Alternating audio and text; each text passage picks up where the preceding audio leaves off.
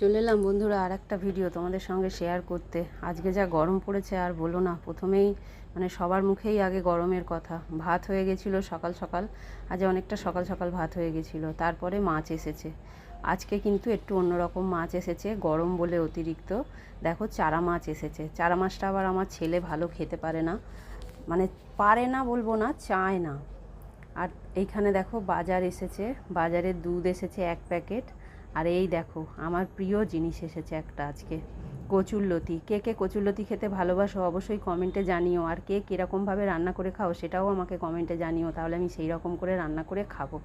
আরও এসেছে গরমের বাজার ঝিঙে। চারা মাছ এসেছে মানে ঝিঙে দিয়েই ঝোল হবে, তাই দেখো ঝিঙে এনেছে। আর সঙ্গে কিন্তু এনেছে ঢ্যাঁড়স, পটল, বেগুন, টমেটো, সব এইসব কিন্তু বাজার এনেছে। গরমে আর কি বাজার আনবে, এগুলোই তো গরমের বাজার, তাই এই সব বাজারই কিন্তু এসেছে। তারপরে এত গরম লাগছিল, ভাবলাম যে না আর হচ্ছে না, একটু নুন, চিনি আর লেবু দিয়ে একদম পাতলা করে 1 গ্লাস ছাতু গুলে খেয়েছিলাম। কিন্তু এখনও পুজো হয়নি, ছাতুটা তাও আমি খেলাম, আর থাকতে পারছিলাম না গরমে, তাই। তারপরে দেখো এখানে রান্না মোটামুটি চলছে আর আমি ছাতু খাচ্ছি। তারপরেই শুনতে পেলাম যে এক হরেকমাল দাদা এসেছে, সে নিচ থেকে হেঁকে যাচ্ছে।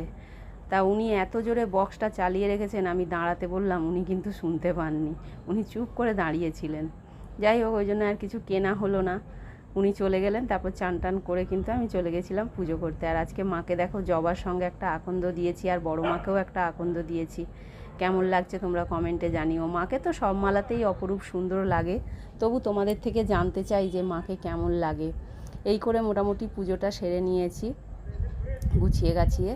তারপরে দেখো সন্ধেবেলা নিচে নেমেছিলাম। সন্ধে তো দিয়েইছি, দুপুরবেলার খাবারটা আর তোমাদের সঙ্গে আজকে শেয়ার করা হয়নি।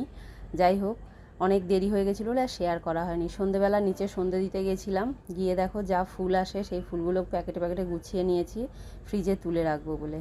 তারপর একটু সন্ধেবেলা রাস্তায় বেরিয়েছিলাম, আর ছেলের বায়না শুরু হলো। সন্ধে ঠিক বলবো না, 8টা বেজে গেছে তখন ওর বায়না।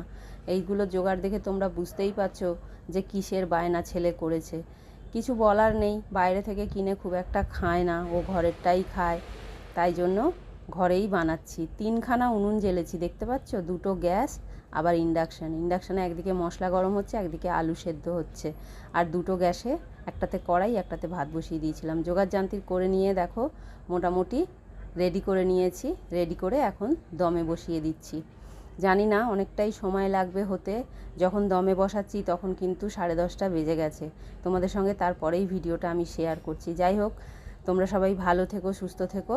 দেখা হচ্ছে পরের ভিডিওতে। সবাইকে গুড নাইট।